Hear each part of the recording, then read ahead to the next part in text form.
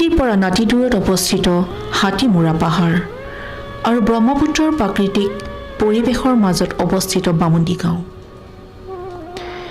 দুইফালে দুটা টিলাই পাহাৰখনৰ হাতীৰ আকৃতি প্ৰদান কৰিছে যেন এফালে সুৰ আনফালে নেজ। দূৰৰ পৰা চালে হাতীৰ দৰে দেখি সেইবাবে পাহাৰখনৰ নাম হাতীমূৰা। এই পাহাৰখনৰ পশ্চিমফালে অৱস্থিত শ্ৰী শ্ৰী ধাৰেশ্বৰ দেৱালয়। ইতিহাসে ঢুকি নোপোৱা দিনৰ পৰা এই মন্দিৰৰ বিদ্যমান।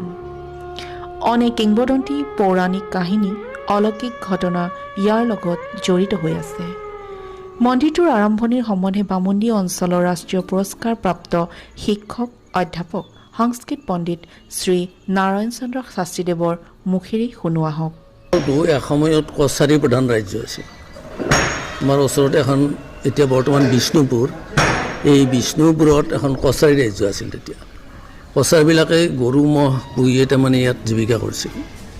এটা কছাৰীৰ তাৰমানে গাইজনী তাৰমানে ৰাতি তাৰ পৰা নোহোৱা হয়, গলিৰ পৰা আপোনা আপুনি তাৰমানে হেৰি হৈ এৰাল খাই গুচি আহি ইয়াত তাৰমানে আপোনা আপুনি হেৰি গাখীৰ দিয়ে শিৱলিংগৰ ওচৰত বৰ্তমান যিটো আছে। তেতিয়া তাৰমানে এই ঠাইখিনি বিৰিণাৰে আৱৰা আছিল, আৱৰা আছিল। সেই গাইজনী আহি তাত তাৰমানে গাখীৰ দিয়ে বিৰিণাৰ চুপৰ ওপৰত। তেতিয়া সেই গাখীৰবিলাক দৈ লাগি যায় কিছুমান। তেতিয়া এদিনাখন কছাৰীয়ে চিন্তা কৰিলা যে যায় ক'ত গাইটো সদায় এৰাল দি আহি দেখে গাইজনী ইয়াতে গাখীৰ দি আছে। তেতিয়া সেই কছাৰীবিলাকৰ হেৰি তেওঁলোকৰ মুৰব্বী যিজন তেওঁ আহি তাৰমানে সেই বিৰিণাৰ চুপটো তলখিনি হেৰি কৰিলে, চাফা কৰিলে দেখিলে যে এটা শিৱলিংগ। তেনেকৈ প্ৰথম তাৰমানে শিৱলিংগটো ইয়াত প্ৰতিষ্ঠা। আৰু কছাৰীবিলাকে প্ৰথম হেৰি কৰিছে, আৱিষ্কাৰ কৰিছে। কিমান মানে চনত এইটো মানে আপোনালোকে চনটো কোৱাটো টান। তাৰপিছত মানে তাৰ আগত তাৰমানে তাৰ আগতে মন্দিৰ প্ৰতিষ্ঠা। কিন্তু সেই সময়ত যি মন্দিৰ আছিল পুৰণা মন্দিৰ, কালাপাহাৰে এই মন্দিৰবিলাক যেতিয়া ধ্বংস কৰে, ধাৰেশ্বৰ মন্দিৰ ধ্বংস কৰিলে। ধাৰেশ্বৰ আৰু ইয়াতে ওচৰতে গলেশ্বৰী বুলি এটা হেৰি আছে, এই মন্দিৰবিলাক ধ্বংস কৰিলে। মাধৱ কেদাৰ এইবিলাকো কৰিছিল। এই মন্দিৰটো তেনেকৈ ধ্বংস কৰাৰ পিছত 1600 খ্ৰীষ্টাব্দত ৰজা শিৱসিংহই তাৰমানে মন্দিৰটো পুনৰ প্ৰতিষ্ঠা কৰে। প্ৰতিষ্ঠা কৰি ইয়াতে দলৈ হেৰি কৰে, পাতি দিয়ে। আৰু সেই দলৈ তাৰমানে দলৈৰ নামত 300 বিঘাৰ ওপৰ মাটি ইয়াত দেৱালয়ৰ নামত আছিল। এইবাৰ অসম দৰ্শন দৰ্শন আঁচনিৰ অধীনত তাৰমানে এইবাৰ 10 লাখ টকা মঞ্জুৰি দিছে। এতিয়ালৈ তাৰমানে গোটেই টকা ৰিলিজ হোৱা নাই, হোৱাৰ পথত তাৰমানে। আৰু আগতেও তেনেকুৱা মাজে সময়ে চৰকাৰী অনুদান পাই আহিছে। শ্ৰী শ্ৰী ধাৰেশ্বৰ দেৱালয় সম্পৰ্কে সংক্ষিপ্ত ইতিহাস সংকলন সজোৱা স্কুলৰ শিক্ষক শ্ৰী পবিত্ৰ কুমাৰ কলিতাৰ মুখেৰে শুনোৱা হওকচোন। কামৰূপ ৰত্ন ডক্টৰ ভট্টাচাৰ্য প্ৰমোদ চন্দ্ৰ ভট্টাচাৰ্য ছাৰে ইয়াৰে যিখিনি তথ্য, সেই গোটেইখিনি তথ্য মই ছাৰৰ পৰা সংগ্ৰহ কৰিছিলোঁ। আৰু ছাৰৰ পূৰ্বপুৰুষসকল, তেখেতৰ আজো ককা ইয়াৰে দলৈ আছিলে। তেখেতৰ নাম আছিল জীৱনেশ্বৰ দলৈ। আৰু সেইকাৰণে ডক্টৰ প্ৰমোদ কুমাৰ ভট্টাচাৰ্য ছাৰে ধাৰেশ্বৰ সম্পৰ্কে তেখেতে সকলো তথ্যবিলাক মোক দিছে। আৰু তেখেতৰ ওচৰত মই কেইবাবাৰো গৈ এই তথ্যবিলাক সংগ্ৰহ কৰিছিলোঁ। ধাৰেশ্বৰ ইয়াতে গলেশ্বৰী বুলি আৰু এখন আমাৰ বহু ঐতিহ্যপূৰ্ণ পীঠ এখন আছিলে, গলেশ্বৰী। আৰু সেই বিষয়েও এই ধাৰেশ্বৰ এইখনতে তাত সন্নিৱিষ্ট আছে। এই কথাখিনিও ইয়াতে লিখা আছে আকাশী গংগাৰে। আকাশী গংগা মানে আমাৰ আকাশী গংগা আমাৰ এইটো হাতীমূৰা পাহাৰৰ মানে উচ্চ শিখৰত আছে। আৰু এইটো প্ৰাকৃতিকভাৱে এটা মই কৈছোঁ গোটেই অসমৰ মঠ মন্দিৰবিলাকৰ ভিতৰত প্ৰাকৃতিকভাৱে এটা বিশেষ ইয়াৰ বৈশিষ্ট্য এটা আছে। সেই বৈশিষ্ট্য হৈছে কি, ইয়াত অনবৰত বছৰৰ 12 মাহে বৰষুণ হৈ থাকে। এতিয়াও বৰষুণ হৈ আছে। তাতে এটা শৈল গহ্বৰ এটা আছে। আৰু সেইটো ধৰক দীঘলে প্ৰায় সেইটো 20 মিটাৰ হ'ব। আৰু তাৰ বহলটো আছে, বহলটো 3 মিটাৰমান হ'ব। সেই গহ্বৰত শিৱসাগৰৰ দিনতে তাত খটখটি মানে বন্ধ আছে। সেই প্ৰাচীন খটখটি আছে, এতিয়াও আছে। তাত অনবৰত গোটেই গহ্বৰটো চাৰিওপিনে গছ লতিকা আছে, সুন্দৰ মানে গছলতিকাবিলাক আছে অনবৰত বৃষ্টিপাত হৈ থাকে সেইটো মানে পুষ্প বৃষ্টি বুলি কয় ভূটানৰ পৰা ভুটীয়াসকল যথেষ্ট পৰিমাণে আহিছে বিশেষকৈ মাঘৰ মাহত মাঘী পূৰ্ণিমাত ভুটীয়াসকলে সপৰিয়ালে আহিছিল হাজোৰ মাধৱ মন্দিৰত আহে কেদাৰ মন্দিৰত যায় তাৰপাছত ধাৰেশ্বৰত তেওঁলোক আহিবই আৰু তেওঁলোকৰ এটা বিশ্বাস আছে মানে ধাৰেশ্বৰ আৰু হাজোৰ মাধৱ মন্দিৰ তেওঁলোকৰ মন্দিৰ বুলি তেওঁলোকে কয় তেওঁলোকে দাবী কৰিছিল তেওঁলোকে মন্দিৰ পৰিচালনা সমিতিৰ সম্পাদকৰ ব্যৱস্থাপনাৰ সম্বন্ধে অলপ জানিবলৈ চেষ্টা কৰিম এতিয়া ডাষ্টবিনৰ বা মানে জাবৰ জোঁথৰ পেলাব পৰা যিহেতু ভক্ত আহে প্ৰসাদে হওক বা কিবা এনেকুৱা নিচিনা খায় ডাষ্টবিন ইয়াত আছেনে আমাৰ ডাষ্টবিনৰ ব্যৱস্থা আছে কিন্তু ডাষ্টবিনবিলাকত মানুহে কেতিয়াবা আমাৰ হেৰি কৰে খোৱা পাতবিলাক পেলালে আমাৰ বৰ বেয়া হয় আমাৰ ইয়াতে বান্দৰৰ উৎপাতটো খুব বেছি আমি সেইটো কৰিব পৰা নাই আচলতে বান্দৰৰ কাৰণে বান্দৰে আমি এইটো পেলালে ডাষ্টবিনত পেলালে সেইবোৰ বগৰাই দিয়ে দি উৎপাত কৰে সেইটো অলপ অসুবিধা হৈ আছে আমাৰ কমিটিখনত কিমানজন মেম্বাৰ আছে আমি 11 জন আছো 11 কোনটো সময়ত বেছি দৰ্শনাৰ্থী হয় আমাৰ মাঘ মাহত বেছিকৈ হয় মাঘ মাহত খুব বেছিকৈ হয় ইয়াতে মাঘ বিহুৰ যিদিনা থাকে আমাৰ 1 তাৰিখে যথেষ্ট যাত্ৰীৰ ভিৰ হয় মন্দিৰটোৰ পাহাৰৰ একেবাৰে নামনিত অৱস্থিত মন্দিৰটোৰ পৰা 250 মিটাৰ ওপৰত অৱস্থিত এক আলৌকিক গুহা য'ত বছৰৰ 12 মাহে সমানে বৰষুণৰ পানীৰ দৰে পানী পৰি থাকে স্থানীয় ৰাইজে এই গুহাটোক আকাশী গংগা বুলি কয় এয়া আমি আকাশী গংগালৈ বুলি শিলেৰে সজোৱা চিৰি বগাই আছোঁ মানুহে কয় যিমানে ভাগৰ লাগিলেও শেষৰ চিৰিটো পালে ভাগৰ নাইকিয়া হয় সঁচাই আমি অনুভৱ কৰিছোঁ ভাগৰ যেন একেবাৰে লগা নাই দেখাত খেলুৱৈৰে ভৰি থকা যেন লাগে কিন্তু মুঠিও পিছল নহয় এয়া বৰষুণৰ দৰে পানী পৰি আছে ইয়াত স্নান কৰিলে পাপ খণ্ডন হয় বুলিও মানুহে বিশ্বাস কৰে মই গম নাপাওঁ কিন্তু ইয়াতে আমি তলত শুনিছিলোঁ যে ইয়াত পুষ্প বৃষ্টি হয় আৰু ইয়াত সঁচাকৈ পুষ্প বৃষ্টিৰ শব্দ হৈ আছে আৰু খুব ধুনীয়া মানে মাজ মজিয়াত আমাৰ অসমতেই আছে যে এনেকুৱা আহিব এবাৰ আৰু দৰ্শন কৰিব খুব বেছি ভাল লাগিব 7টা 4 ইঞ্চিমান বেখৰধৰ গাঁত আছে পঞ্চপাণ্ডৱ ইয়ালৈ আহিছিল পাহাৰৰ সিটোপাৰে কানাই বৰশী বুলি প্ৰকাণ্ড শিল এচটাও আছে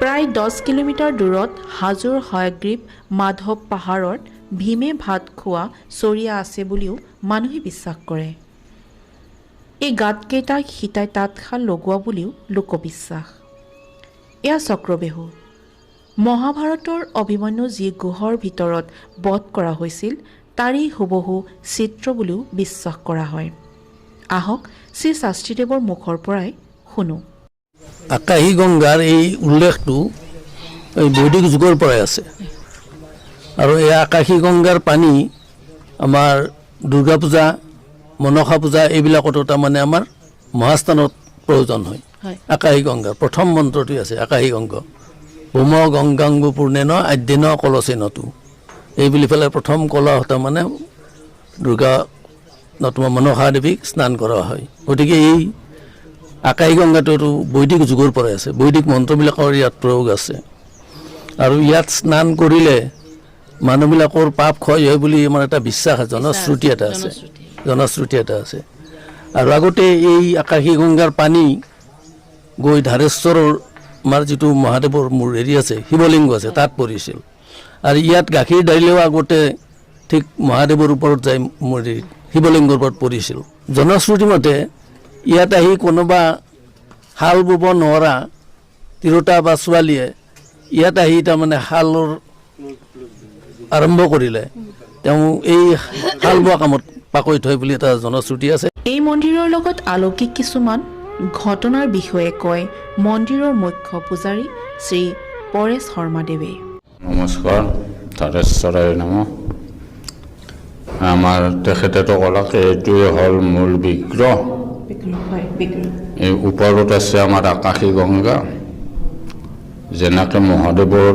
য'তৰ পৰা গংগা ওলায় আমাৰ তাত গাখীৰ ঢালি দিলে আগতে মই কষ্ট দেখাতে গাখীৰ পানী আহি শিৱলিংগৰ গুৰত ওলায় ওপৰৰ পৰা এতিয়া চব চাইড পাক্কা হৈ গ'ল না তথাপিও এই শিৱলিংগৰ গুৰত যিটো পানীৰ লেভেল আমি যদি কোনোদিন নোধোৱে নিদিওঁ কিন্তু সেই লেভেলটো কমি নাযায় সেই ধাৰ আহিয়ে আছে সেই ধাৰ আহি শিৱৰ মাথাত পৰি থকা কাৰণৰ নাম হ'ল ধাৰেশ্বৰ আলৌকিক মই থকা দিনতে কেইটামান ঘটনা আছে কিন্তু আৰু আমাৰ পিতাও আছিল পিতাহঁতে কোৱা মতে আমাৰ এই এখেতসকলৰ আইতাক দলে অৰ্থাৎ আমাৰ যিটো পুখুৰী দেখিছে এইটো নদীৰ পৰা সোঁত আছিল সোঁত এনেকৈ আমাৰ কেদাৰজী আছে এনেকৈ তাৰমানে বেউলা নাবাও গৈছিল তেতিয়া সুধি আমাৰ দাদাৰ আইতাক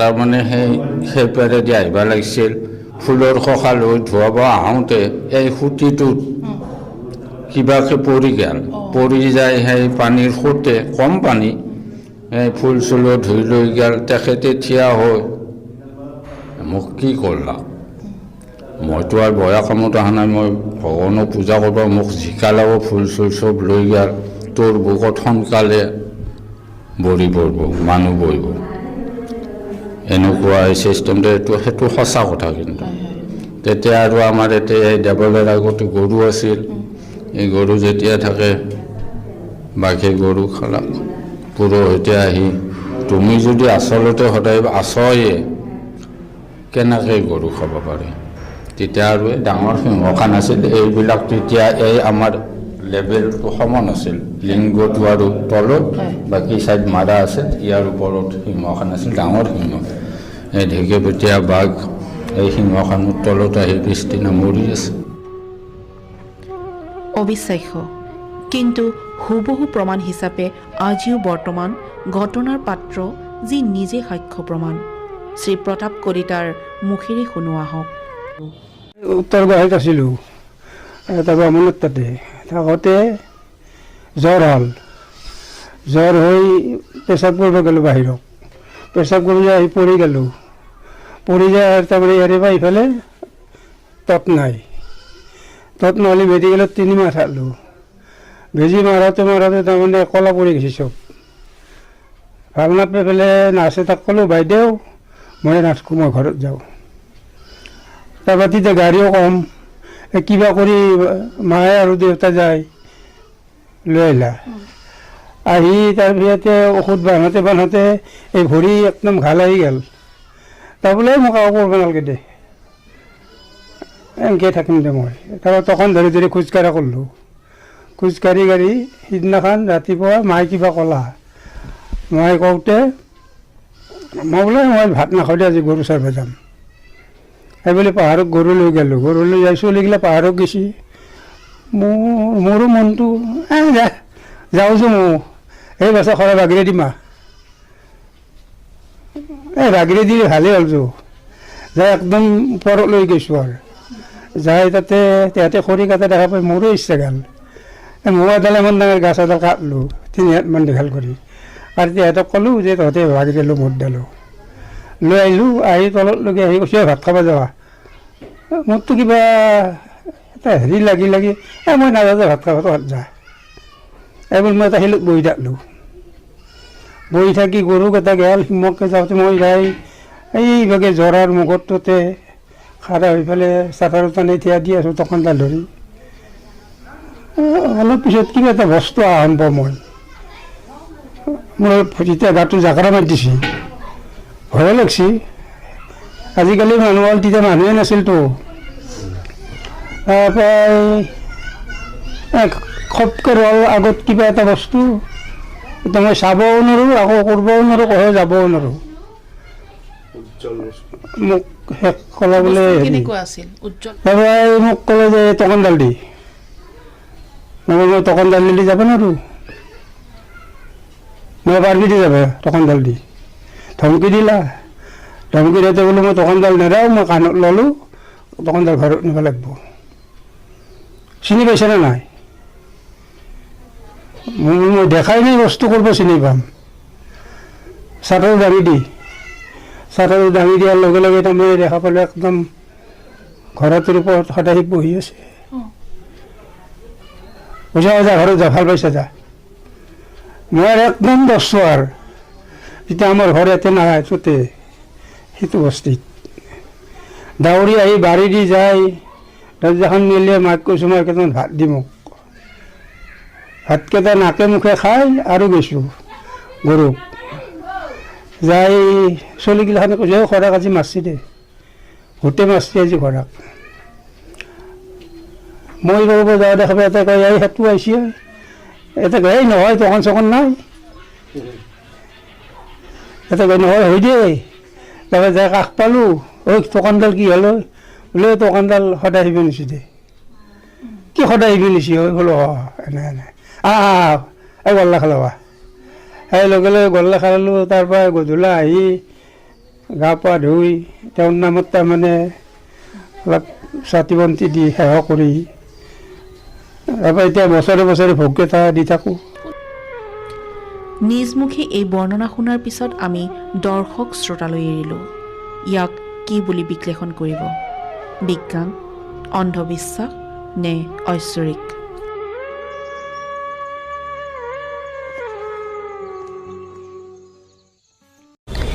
এয়া আমি আহিছোঁ গলেশ্বৰী মাৰ মন্দিৰলৈ। আচলতে মন্দিৰ বুলি বিশেষ কোনো নিৰ্মাণ হোৱা নাই। হাতীমূৰা পাহাৰৰ নেজ আকৃতি লোৱাৰ টিলাটোত এই মন্দিৰটো অৱস্থিত। এয়া সুন্দৰ প্ৰাকৃতিক পৰিৱেশ। এই টিলাটোৰ পৰা সম্পূৰ্ণ পশ্চিম বংশৰ মৌজাখন দেখা যায়। কলেশ্বৰী মন্দিৰৰ প্ৰাচীন ইতিহাস সম্পৰ্কে বিশেষ তথ্য পোৱা নাযায়। আগতে হাবি জংঘলে আৱৰা আছিল। শ্ৰীমান চক্ৰৱৰ্তীৰ ৰচনাৱলীত বৰ্ণনা কৰা অনুসৰি প্ৰায় 50-60 বছৰ আগতে প্ৰাচীন কীৰ্তিচিহ্নৰ পমখেদি সেই জংঘলতে গলেশ্বৰী মন্দিৰৰ ভগ্নবেশ পোৱা যায়।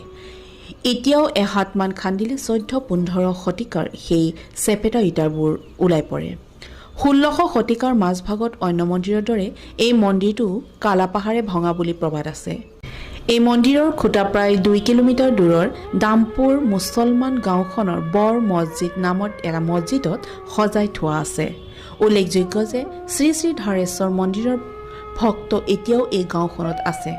অসমীয়া সমাজৰ এয়াও সম্প্ৰীতিৰ নিদৰ্শন নহয়নে?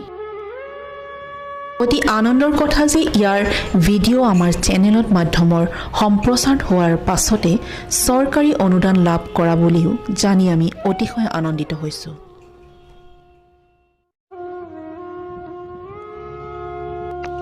এয়া আমি আহিছোঁ লাহেশ্বৰী থানলৈ। ব্ৰহ্মপুত্ৰৰ এটা অন্যতম মুখ্য ধাৰা লাহেশ্বৰী।